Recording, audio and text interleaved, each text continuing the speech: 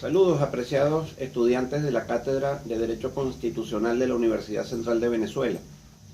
Continuando con las microclases que nos hemos propuesto efectuar desde la cátedra para mantenerlos a ustedes cercanos a la materia, para que puedan profundizar, para que puedan refrescar conceptos. Hoy vamos a hablar de los principios republicanos esenciales desde la fundación de Venezuela hasta la actualidad. Vamos a hablar particularmente acerca de la vigencia de la Declaración de los Derechos del Pueblo.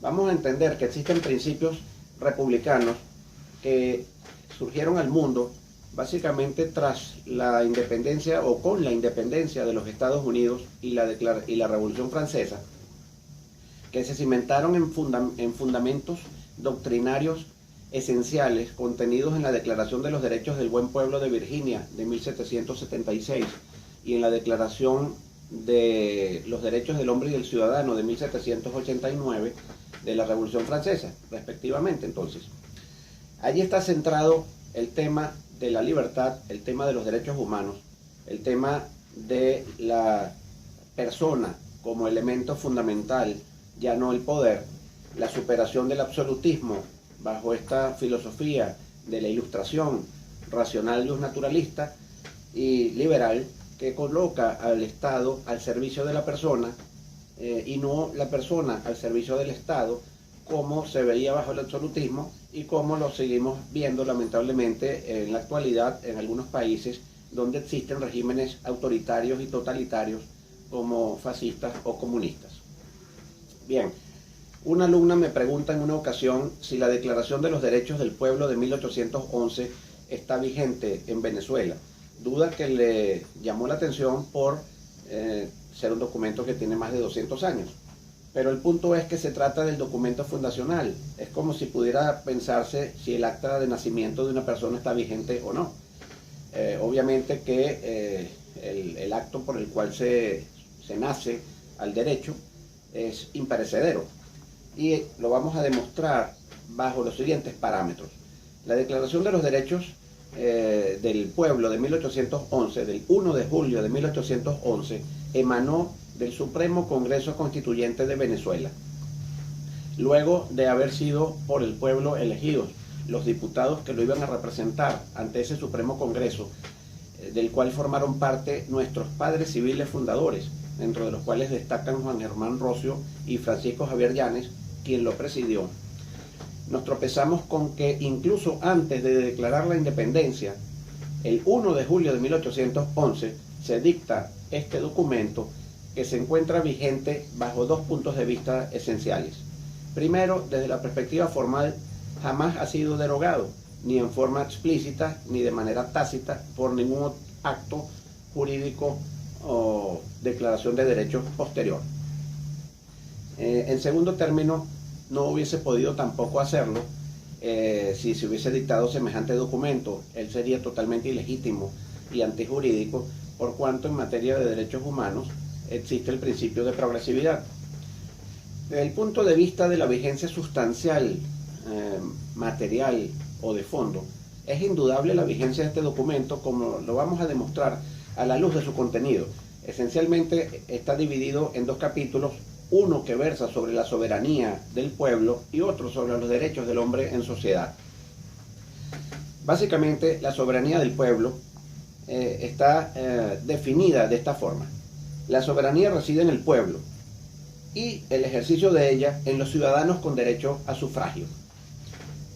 Luego, la soberanía es imprescriptible, inenajenable e indivisible. Una parte de los ciudadanos con derecho a sufragio no podrá ejercer la soberanía. Todos deben concurrir con su voto a la formación del cuerpo que ha de representar. Todo individuo, corporación o ciudad que usurpe la soberanía incurre en el delito de lesa nación. Estamos hablando entonces del establecimiento de la soberanía en términos de indivisibilidad y reconocida a todos los ciudadanos de forma tal que bajo las características conocidas del sufragio en un esquema republicano de ser universal el voto, directo y secreto, entonces toda persona es igual a un voto. toda persona que reúna los requisitos para ser ciudadano es igual a un voto. Se supera entonces el sistema desigualitario y discriminatorio propio de la Edad Media, que establecía la sociedad en estamentos sociales con privilegios diversos, claramente diferenciados. Eso se supera. Toda esa sectorización, toda esa compartimentalización de la sociedad que se conoce en doctrina como corporativismo o como estamentos, y que hoy en día lo vemos en sistemas fascistas y en sistemas comunistas. De hecho, el soviet es la traducción del ruso de la palabra comuna. Es decir, esa subdivisión de la sociedad a los fines de que el poder pueda fácilmente dominar. Por aquello de divide y vencerás. El tema es: la unión hace la fuerza, como lo dice nuestro himno nacional, y esa unión está en reconocerle exactamente los mismos derechos a toda persona que reúna las condiciones objetivas de ser ciudadano bajo el esquema de soberanía popular. Tanto es esto importante de la soberanía, que el Acta de Independencia del 5 de julio de 1811, emanada del mismo Supremo Congreso Constituyente de Venezuela, 4 días después de la Declaración de los Derechos del Pueblo, está fundamentada esencialmente en eso. Y lo vemos en párrafos tales como el que se refiere a que tras los sucesos de Bayona ocurridos en Europa, que ponen en tela de juicio la corona española, el pueblo venezolano queda autorizado al libre uso de la propia soberanía. Luego menciona que esas circunstancias acontecidas en Europa los declaran a ellos, los europeos, inhábiles e incapaces de gobernar a un pueblo libre como el que está surgiendo porque se está reconociendo a sí mismo. También el hecho de que, impelidos de esa forma, entonces queda el pueblo venezolano liberado de su juramento condicional, es decir, el deber de obedecer estaba supeditado a que se reconozca la soberanía del pueblo, la legitimidad, todos pensamientos que van surgiendo justamente porque estamos en la etapa racionalista de superación del absolutismo y de entrada de la noción de Estado de Derecho y de soberanía popular. Dice entonces, para finalizar con el Acta de Independencia, que los pueblos tienen imprescriptibles derechos para destruir todo pacto, convenio o asociación que no llene los fines para los que fueron instituidos los gobiernos. Léase, como decía la declaración, entonces respetar los derechos de las personas, el Estado al servicio de la persona.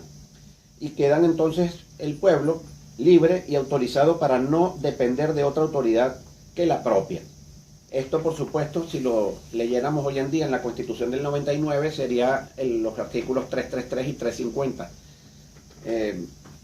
Bien, volviendo a esto de la Declaración de los Derechos del Pueblo, en la cual se funda el Acta de Independencia, y obviamente que el Acta de Independencia está vigente, y es una consecuencia de la Declaración de los Derechos del Pueblo, como lo es también una consecuencia de estos dos documentos, lo que también acontece en 1811, en diciembre de 1811, que es la aprobación de nuestra primera Constitución, la Constitución Federal de los Estados de Venezuela de 1811. Pues bien, continuando con el argumento de la vigencia plena en la actualidad de esta Declaración de los Derechos del Pueblo de 1811, nos tropezamos con el siguiente capítulo, relativo a los derechos del hombre en sociedad. Dice: el fin de la sociedad es la felicidad común, y el gobierno se instituye al asegurarla. Estamos entonces en la noción liberal del Estado al servicio de la persona, que supera el esquema absolutista y todavía vigente en los regímenes autoritarios de la persona al servicio del Estado. El Estado, el gobierno, es una instrumentalización efectuada por la persona y regida por la Constitución a los fines de establecer límites a ese poder y destinarlo a la satisfacción de las necesidades de las personas, a la satisfacción de sus gustos y a la protección de sus intereses. Es por ello que ese concepto de felicidad, la propia declaración lo define, indicando que la felicidad consiste en el goce de la libertad, de la seguridad, de la propiedad y de la igualdad.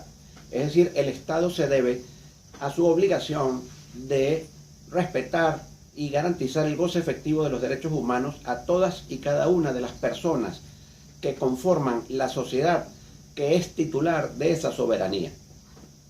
No en balde, el artículo 3 de la Constitución de 1999 establece como fines esenciales del Estado, en primer lugar, la defensa y protección de la persona y de su dignidad humana y, además, la garantía del respeto de los derechos previstos en la Constitución.